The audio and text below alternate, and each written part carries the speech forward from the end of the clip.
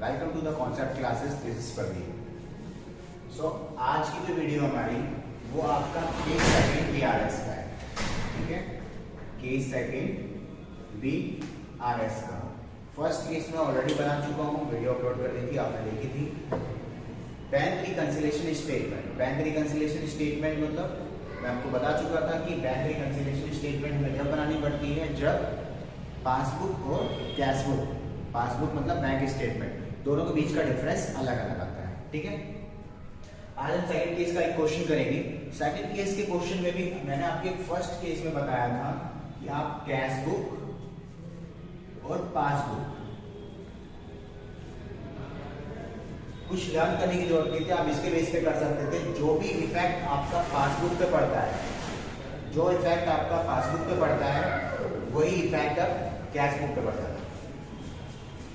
Okay, first case में क्या था, जो इफेक्ट आपका पासबुक, जो हमने फर्स्ट केस करा था उसमें क्या था, पासबुक प्लस होता था तो कैश बुक भी प्लस करते थे, पासबुक माइनस होता था तो कैश बुक भी माइनस करते थे। बट सेकंड केस क्या है, जस्ट इसका अपोजिट। अगर पासबुक प्लस हो रहा है तो आप कैश बुक में क्या करेंगे, माइनस, और अगर पासबुक माइनस हो रही है तो कैश बुक प्लस प्लस। इस कॉन्सेप्ट से आप कर लेंगे पूरा, आपको पूरा याद करने की जरूरत नहीं कि इंटरेस्ट चार्ज होगा तो प्लस करना है या माइनस करना है, सिंपल से एक लॉजिक लगा दीजिए। पर सेकंड केस हमें कैसे पता लगेगा एग्जाम में सेकंड केस है। सेकंड केस के लिए अभी तक हम जब लिखते थे हमारा क्या होता था, balance as per cash book, first ही होता था ना, क्या balance as per cash book. पर अब क्या होगा आपका, बैलेंस एज पर पासबुक या फिर आप लिख सकते हैं bank statement. Okay, balance as पर पासबुक या फिर बैंक स्टेटमेंट। क्लियर है। हमें कैसे पता लगा ये सेकंड केस है, सेकंड केस होने का रीजन ये है कि यहाँ पर कैश बुक ना होकर के पासबुक का बैलेंस निकाल होगा और हमारा आंसर जो आएगा वो कैश बुक आएगा, ठीक है। रिपीट कर रहा हूँ, फर्स्ट केस में था जहां आपको कैश बुक दिया होता था, आंसर पासबुक में लेके आते थे, उसमें पासबुक प्लस होती थी तो कैश बुक भी प्लस होता था, माइनस होती थी तो माइनस होता था। पर सेकंड केस जो है आपका पासबुक गिवन है, कैश बुक लानी है तो इसको जस्ट रिवर्स कर दोगे। अगर पासबुक बढ़ रही है तो इसको हम घटाएंगे, अगर ये घट रही है तो इसको बढ़ाएंगे, ठीक है। क्वेश्चन देखिए, आपको स्क्रीन पे दिख रहा है, देखिए फर्स्ट क्वेश्चन है, on 31st illustration 8 on 31st March 2022 bank statement of Dinesh show the credit balance 15,650, ठीक है। आपका बैलेंस कितना गिवन है, 15,650। डायरेक्ट आप यहां लिख देंगे 15,650। ओके, आगे क्या कहता है वो, cash book show the balance 15,200। यहाँ आपको पहले से बता दिया है कि इसका आंसर ये आना चाहिए, कितना, 15,200 ये आना चाहिए। आगे हमारे क्या बीच में वो केस दिए हैं उसको आप देखेंगे। सबसे पहले आपका cheque issued to Rohan for 6,000 and Daniel for 3,840 were not presented for the payment. हमने क्या करा, रोहन को चेक दिया है, ठीक है, और डैनियल को चेक दिया उनके नाम का कि भाई ये लो आपको पेमेंट करनी थी, हम पेमेंट करके दे देते हैं। हमने चेक साइन करके दे दिया। अब वो चेक साइन करके दिया हमने, अपने कैश बुक में तुरंत माइनस करेंगे, हमने तो माइनस कर दिया, पर उन्होंने जाके बैंक में से उसको क्लियर नहीं कराया, ठीक है, बैंक में डिपॉजिट नहीं करा, पैसे नहीं निकाले, तो मेरा बैंक बैलेंस ज्यादा दिखाएगा कम, ज्यादा दिखाएगा ना, क्योंकि बैंक से उन्होंने निकाला नहीं है। इसका मेरा मतलब हुआ बैंक बैलेंस आपका, बैंक बैलेंस मतलब पासबुक प्लस में आएगी। अगर यहाँ प्लस है तो यहाँ क्या करना पड़ेगा, माइनस। इसका मतलब ये स्टेटमेंट आपकी माइनस होगी, तो माइनस का मतलब हम लेस नीचे लिखते हैं। लेस क्या है आपका, check issued but not present for payment, ठीक है। किस किस का है, पहला है आपका रोशन, सेकंड देन अच्छा एक चीज और, आपको इसमें भी और ट्रीटमेंट दी है, एक एंट्री के अंदर दो नाम दिए, तो इसको हम डिटेल में ना लिख करके इनर कॉलम में अमाउंट मेंशन करेंगे। 6384, 6340 टोटल करिए 639। First entry clear. ये क्यों मैंने माइनस करा है, क्योंकि इससे मेरा पासबुक बढ़ रहा था। Second treatment, bank charge 350 for the bank which not recorded in the cash book. Bank charges हुए 350, यानी बैंक ने कोई चार्जेस लगा दिया। चार्जेस आप जानते हैं कि मान लीजिए आपका एटीएम का चार्जेस हो गया, एटीएम कार्ड का, या फिर कोई और फर्दर चार्जेस ज्यादा ट्रांजेक्शन कर ली थी सेविंग अकाउंट होने की वजह से, तो उसके चार्जेस हैं। अगर चार्जेस लगाती है तो मेरा जो पासबुक होती है बैंक, वो कम होती है ज्यादा होती है? कम हो गया, काट लिया बैलेंस, इसका मतलब यहाँ माइनस हो जाता है।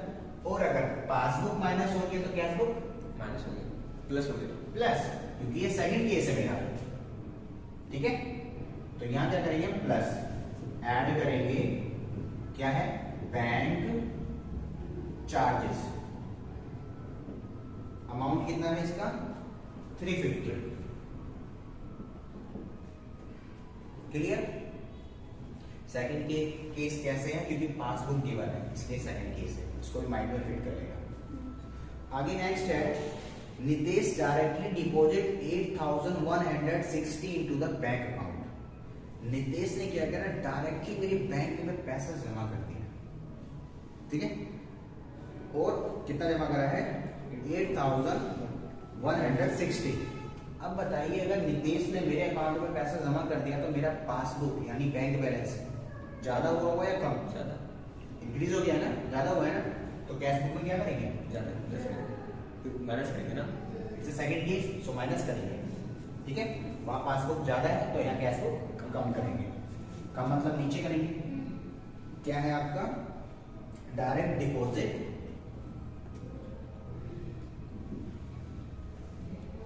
कितना, 8160। ठीक है, नेक्स्ट है, नेक्स्ट स्टेटमेंट है, 2 cheque, one from Shyam 5150, another Kailash 12500 were collected by the bank on 2 April. अच्छा एक बात बताइए, 2 चेक हैं, श्याम का और एक इसका, कैलाश का। 2 cheque, one from Ram London, collected by the bank 2 April but deposit into 29 March. हमने बैंक में उसको 29 मार्च के लिए जमा कर दिया।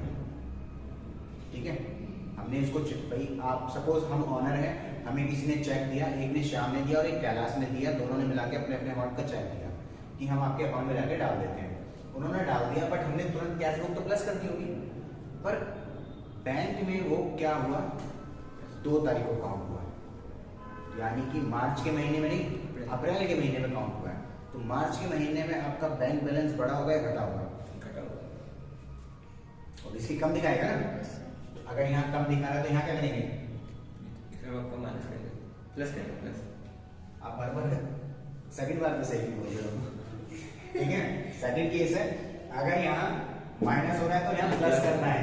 ठीक है, क्योंकि मेरा डिपॉजिट करा बैंक में, मैंने मान लिया डिपॉजिट हो गया, पर बैंक वाले ने 2 तारीख को एक्सेप्ट करा, तो वो उस महीने मेरा बैलेंस कम हुआ होगा बैंक का, तो कम हुआ है तो मुझे कैश बुक बढ़ाना पड़ेगा।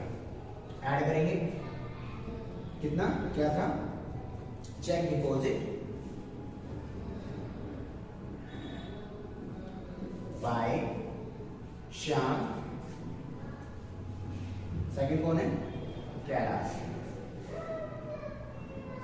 अमाउंट 5150 एंड सेकंड 12,500 ऐड करो, 12 5 17,650।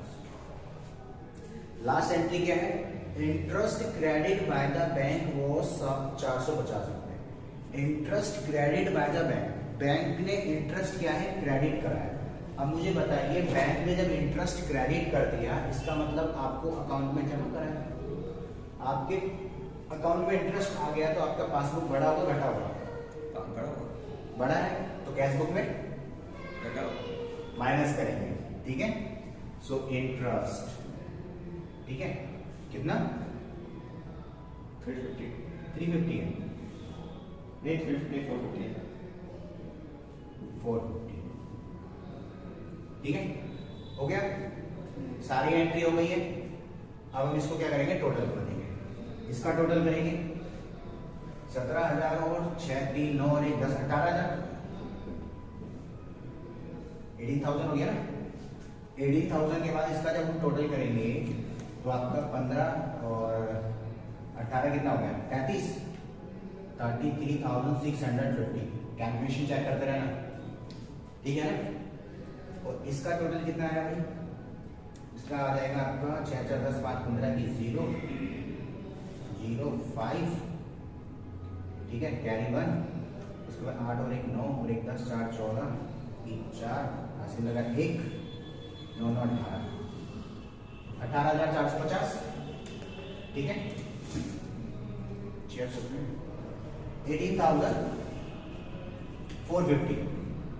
अब उसके बाद आप क्या करेंगे, इसका डिफरेंस निकाल दीजिए। 33,650 में से 18,450 जाएगा, कितना बचेगा? 15,200।